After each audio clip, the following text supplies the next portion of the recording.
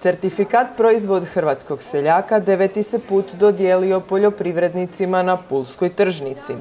U akciju je uključeno ukupno 16 hrvatskih gradova s više od 600 obiteljskih gospodarstava na području Hrvatske.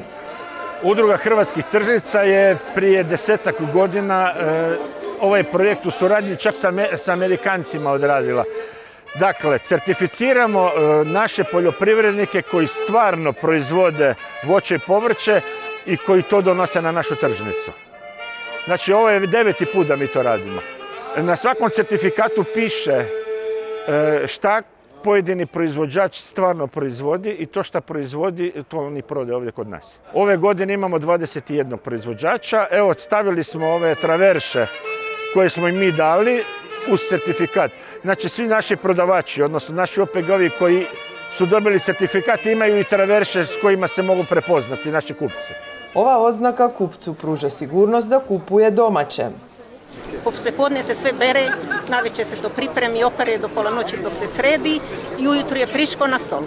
Pa mi ne tretiramo, proizvodimo koliko je nama potrebno za sto, tako da nemam potrebe da tretiram, nije to da se odlaže pa da stoji, pa da s tim produžimo trajanje.